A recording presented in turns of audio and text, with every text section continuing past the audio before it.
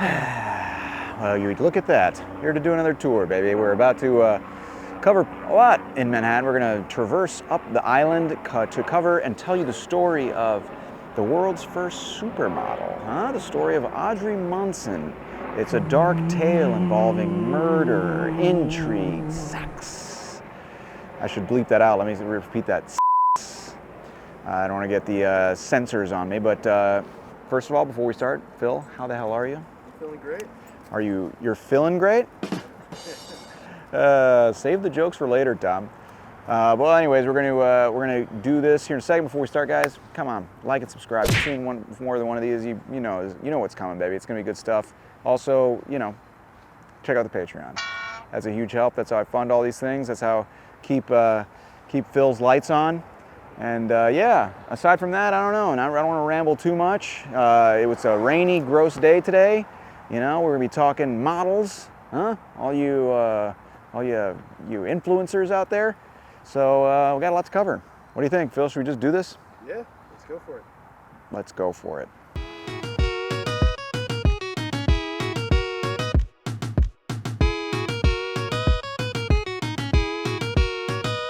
So Audrey Munson once said that if there is any immorality in posing in the nude, then everyone who takes a bath should be arrested.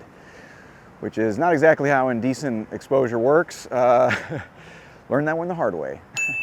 Audrey Munson made it her career to pose for all the statues around New York at a time when statues were cool and sculpting was cool. So it was kind of like a perfect storm that made her go up everywhere around here and made her the most famous model in the United States at the time. Now, Audrey Munson was born in 1891, and her mom and dad, well, first of all, her mom wanted her to be famous. She, typical stage mom, wants to live vicariously through the kids, but the dad disagreed.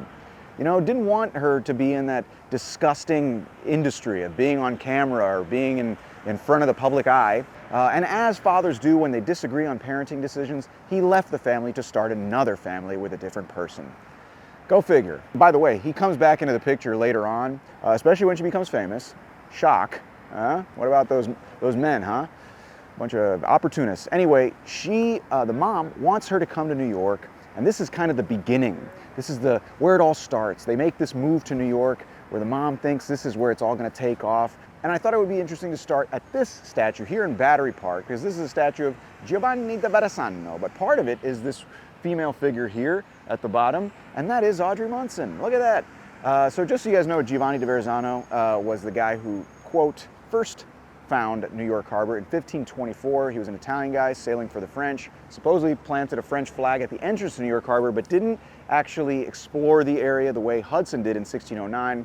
And it was also different political times, etc., when this area wasn't really needed by the French, etc., so it wasn't settled, and the credit all went to Hudson later on.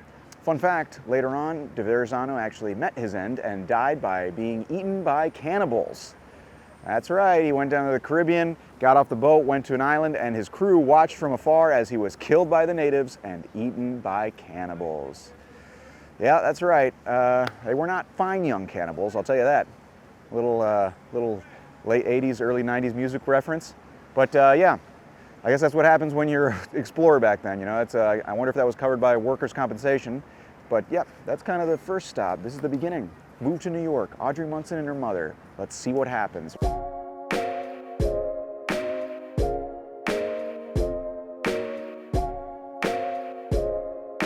Okay, so they moved to New York and they're taking a chance. They're gonna take the roll of the dice that everyone here who comes to New York does. And she started to get into shows. She actually toured with a couple shows. She made her Broadway debut in the famous play, The Boy and the Girl. I wonder what that one was about. But she did other things. She actually worked at the time with a man who eventually became the most famous blackface actor of all time. No, I'm not talking about Justin Trudeau. I'm talking about Al Jolson. So she did a lot of different stuff. And keep in mind, she was coming to New York at a time when New York City was booming. This place was taking off, man. They were building Grand Central Terminal, building the Queensboro Bridge, building Penn Station. And I know what you're thinking, Tom, I've been to Penn Station. I think I caught hepatitis there one time. It wasn't that Penn Station. Back in the day, it was a beautiful, grand station that was torn down in 1963. I talk about that in another video. You can check that one out. Yeah.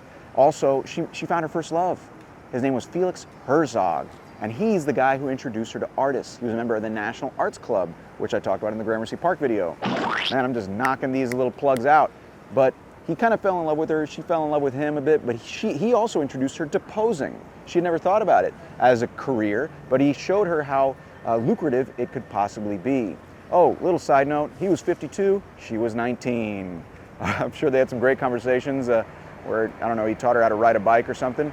But, you know, what is love anyway, right? I'm standing here in front of the Alexander Hamilton Customs House, which is a great example of the Beaux-Arts architecture that was going up in the early 1900s. And part of that style of architecture is sculpture, baby. And the sculptures in front of here are called the Four Continents, and they were designed by a man named Daniel Chester French, who designed the Lincoln Memorial. And guess who he used as his model for a ton of his stuff? Good old Audrey Munson, huh? And each one of these represents a different part of the world. In the East, you have the Far East, eyes closed, a slave to its traditions, that's the symbolism. Then you have North America here, hair flowing in motion, strong, torch of liberty, wheel of progress, yeah. Then over next to that, you have Europe, stiff, rigid, hand on the rule book and the globe, intent on world domination, but unyielding. And then over here you have Africa, naked and asleep. Yeah, that's right, that was not exactly politically correct back then, you know, but that's what they believed, you know. Before the woke mob took over, yo, what's up with that, man? You can't even say anything racist anymore. Sorry. Anyways.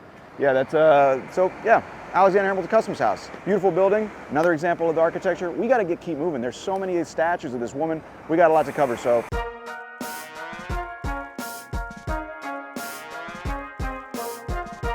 So Audrey is introduced to the world of art. She begins posing, she meets artists, pretty cool. Her love, Felix Herzog, dies unexpectedly, but I guess he was a lot older, so that happens. But she starts posing, doing all these things, and then she's introduced to the possibility of posing for a piece. The piece was known as Three Graces, but what was important about it was the first time she was gonna model naked, in the nude, baby. Big deal, so much so that she sought her mom's consent to be able to do this.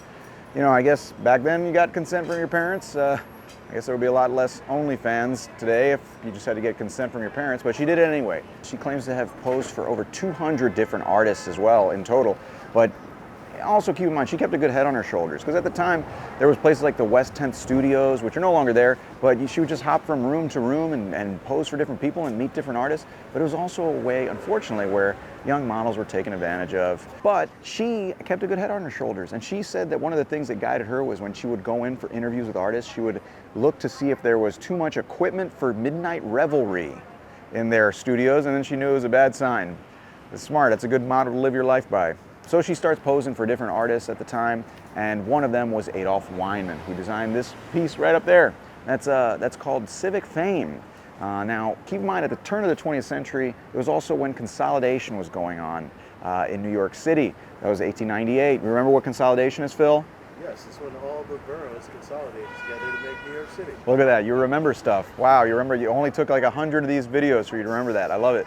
But that is correct. And at the time, because it consolidated, it became, you know, bigger. It became more important. They built this building to house the offices to the newly expanded city, and on top, they put this piece known as Civic Fame, which is fame holding a crown of 5 points, to symbolize the 5 boroughs and to represent what we as humanity can accomplish if we just unite in peace and harmony. That's beautiful, right? Phil, you're crying. Wipe that tear. I know, I'm sorry. But we tried to get to go upstairs to go in and show you more closely, but they said, you know, we're not going to pay attention to you until you have more money and importance and followers. And I was like, what are you, my parents? You just come to Chambers Street and look at the municipal building. All right, I'm rambling now. Let's just go to the next spot.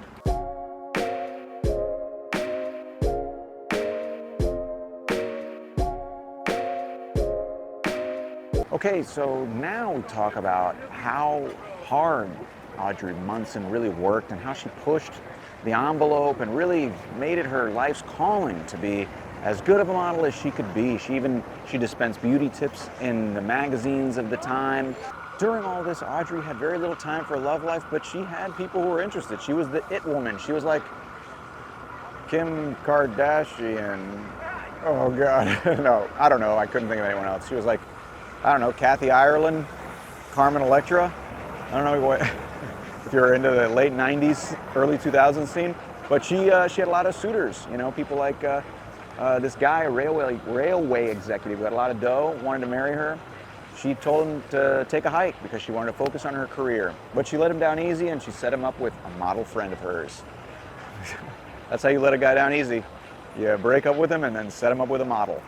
Take notes, ladies. Actually standing in front of the statue of Beauty. It's called Beauty. It's by Frederick McMonnies. It's in front of the New York Public Library. It actually originally was called Beauty Overcoming Ugliness, but I guess too many ugly people complained. So we're actually at the front of the library, which is right next to the two lions here, which are actually named Patience and Fortitude. And they were given that name by Fiorello LaGuardia. That's right, Mayor Fiorello LaGuardia of New York during the Great Depression, which is why he gave them those names. He was giving a speech in front of the library, and he basically said, you guys need to be more like these lions, patience and fortitude, which is kind of his way of saying to everybody, like, hey, quit busting my balls over here. I'm trying my best, all right? Remember, this was a time when everything kind of was going right. It was a perfect storm. Remember, Beaux-Arts architecture, part of Beaux-Arts, sorry, I should say Beaux-Arts, named that because of l'École des Beaux-Arts of Paris, France, where a lot of the architects were studying around that time. New York was adopting it because it was exploding. So the demand for her was that much greater. So she became really a celebrity because of all this. But it was going to get even bigger, and then it was going to come crashing down, not to spoil anything. But I don't know, I think we should keep it moving and get to that part.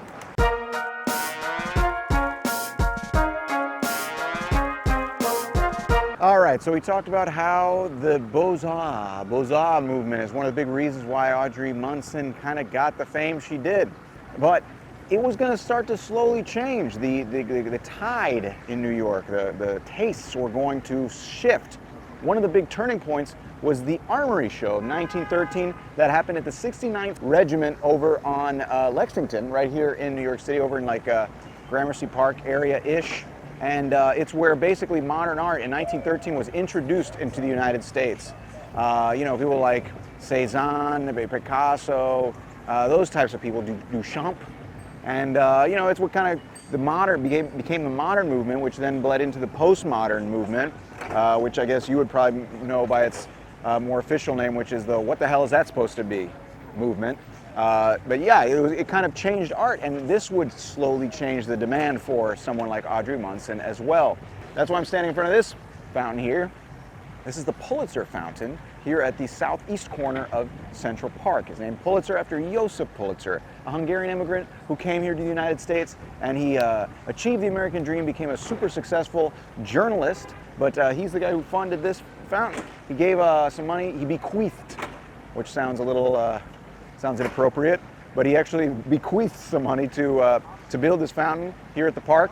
And on top is Pomona, the Roman goddess of abundance, here in front of the freaking Plaza Hotel, which makes sense. But this statue was designed by a man named Carl Bitter. Interesting story. Carl Bitter, the statue was rounding out, being finished, the plaster cast was done, all that stuff, it was almost done. And guess what happened to poor old Carl Bitter? He was walking out of the Metropolitan Opera with his wife. A car starts kind of heading over in their direction and hits them. They say he pushed his wife out of the way enough so where she could be between the tires, but he was run over and killed. Oh no. So it was finished. They had another artist kind of take over, but Audrey was the model. It sucks, man. Getting hit by a car at a time where there's like 10 cars on the street is not pretty good luck, you know, but that's what happened. And also keep in mind, once again, Audrey is in her heyday, still turning down suitors. She had another big suitor who followed her and wanted her, but guess what happened to him? He actually saw a postcard with her posing nude, and he broke up with her. It's rough, man. You know, you can't, back then he's a model. I guess that's the equivalent today of finding out your girlfriend's on OnlyFans or something, but poor Audrey stayed single, but still working hard. We're around in like 1913, 14, 15. She's kind of hitting her heyday and is about to get her real big break. And then things start to turn south, and we'll talk about that at our next stop.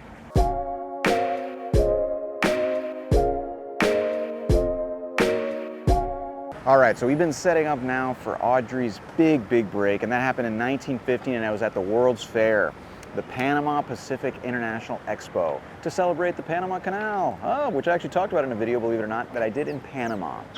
Yeah, you should watch that one. Anyways, she was actually the model for 3/4 of the entire sculpture section of that, and it basically was her huge break. She became an international celebrity.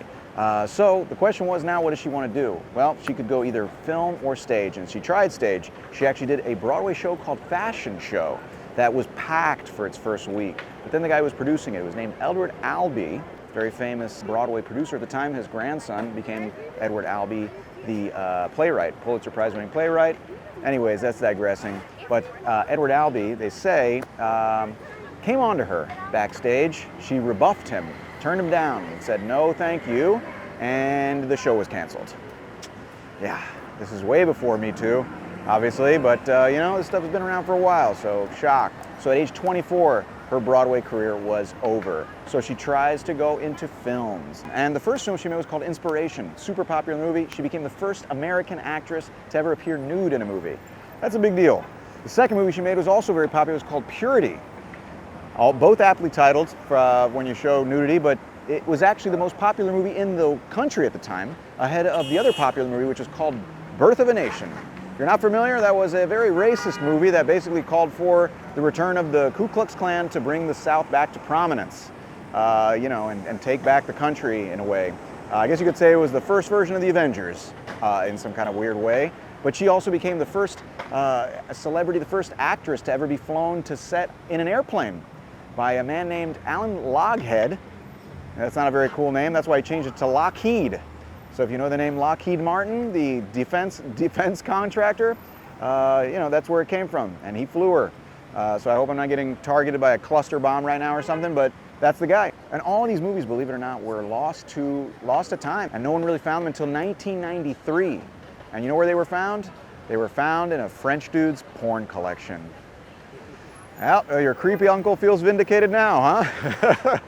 But yeah, that's how they found them. And you know, the reason I'm standing here is because that behind me is the USS Maine Monument. It was actually sculpted and made by a man named Attilio Piccarilli. It was a famous Piccarilli firm. Him and his very Italian brothers were sculptors, and they helped carve different things. But this is actually commemorating the USS Maine, which was sunk off of the coast of Cuba and was used by people like William Randolph Hearst to drum up a war to take all this land from the Spanish. And that's what happened. You know, they made a war to get rich, pretty much. It's a really good thing that's never happened again. But it's actually said to have been made with pieces of the USS Maine, which is pretty cool. Victory, and surrounded by 3 hippocampi, which are half horse, half seahorse, which is a weird combination. I think just a full horse would probably be a little more intimidating, but that's what you got. Pretty cool. I don't know. Anyways, I say we keep it moving.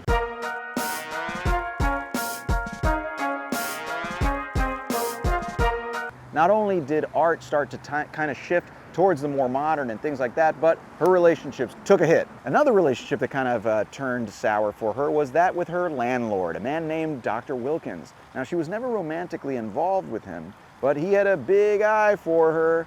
How do I know that? Because he murdered his wife so he could be with her. I mean, granted, murdering your wife doesn't put you in the top 5% of most evil landlords in New York, but he did it anyway. And so the trial becomes a sensational thing. This doctor kills his wife, tries to cover it up, and all the evidence comes out, and she never says anything. She doesn't go to the trial, nothing.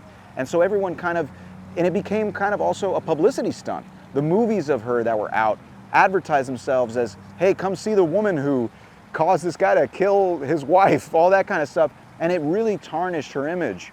And anyways, the guy got the electric chair. Pretty crazy. The guy gets a friggin' electric chair. So another thing she tried to hold a contest. She said, you know what, I'm just gonna settle down and have a family, you know, that'll be great. So she has a contest, like a modern day, or an old version of today's Bachelorette. She actually literally opened it up and they advertised, like, send me your resumes, your letters, all that stuff. She got thousands of entries. She was kind of pumped about it. She narrowed it down to all these different people. No personal trainers, go figure. You know, I guess that's what they look for in the Bachelorette. And she chooses this one guy. His name was Joseph Stevenson. He was a graduate of University of Chicago, all this cool stuff. Eventually turns out he wasn't really real, you know, or the person he said he was. So she's kind of left at the altar in a way and is devastated. She actually attempts suicide by drinking poison. And we're talking serious poison, okay? Not like, you know, Monster Energy drink. She drank mercury bichloride, like really trying to just put an end to everything. And it was gonna unfortunately get even worse for her. I mean, this is where it all kind of starts to go down the drain, but we're gonna cover that on our next stop. Before we do that, I'll explain to you where we are right now. This is the Fireman's Monument here in the Upper West Side. We're here on Riverside Drive, and this is her. She was a model for Attilio Picarilli. In 1908, a firefighter drowned, a deputy fire chief drowned at a call on Canal Street. So they picked up this momentum to build this. And actually after 9/11, this served as a vigil site where they left flowers and things like that for the firefighters who died. And yeah, I get it. Another New York video where you bring up 9/11 and really just bum everyone out. Sorry, but that's the truth, all right? But this is the Fireman's Monument here on Riverside Drive. And good old Audrey Munson is the model here. Another one, man. She's all over the place. But all right, and before I can ramble myself in outer space, let's go to the next spot.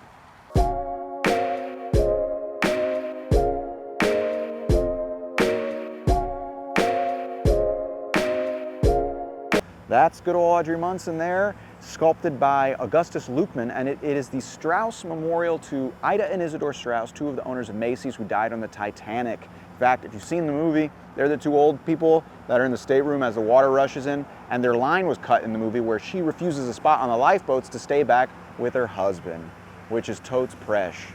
Unlike the ending to Leo's life, where he was kicked off a life raft, pretty much, when he was denied a spot on that door that Rose had.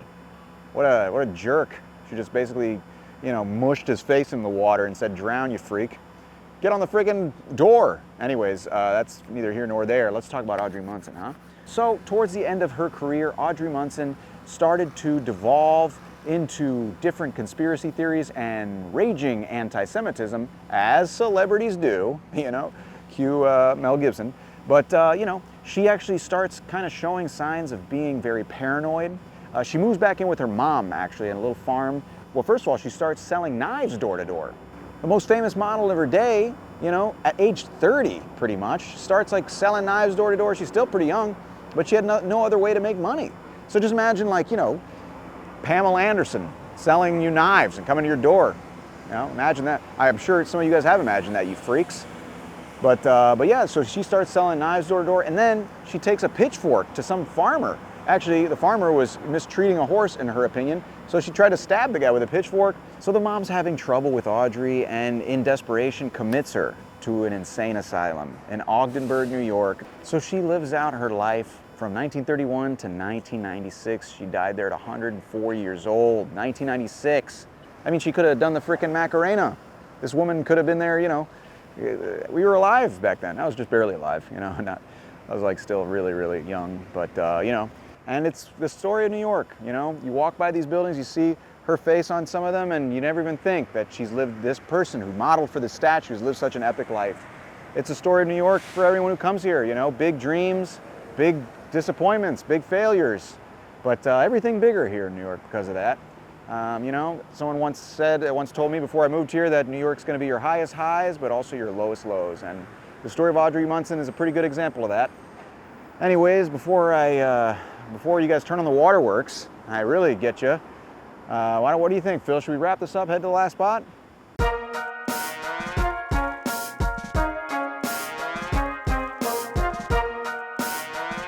We learned a lot about Audrey Munson, man. She's got quite a story, Came to New York like so many of us do, with $1 and a dream, ended in a nut house. Wow, what a life. That's probably how I'm gonna end, to be honest. Before going, don't forget to hit that little, like and subscribe stuff. I hate to do that, but helps with the algorithm, right? Helps with all the algorithms and bump us in the analytics, all that thing, ahead of all the, jet skiing bulldogs. That's pretty cool, not gonna lie. They deserve every subscriber they get. But yeah, also check out the Patreon, guys. Huge help. That's how I fund these things. That's how these things are gonna grow, man. That's how I'm gonna tell you more stories. That's how the stories are gonna get bigger. And there's extras on there, some extras on there. Mostly PG, leave the nudity to Audrey Munson for now. Let's go into the Upper West Side and have a hot dog or something, I don't know. A glizzy, as the kids say.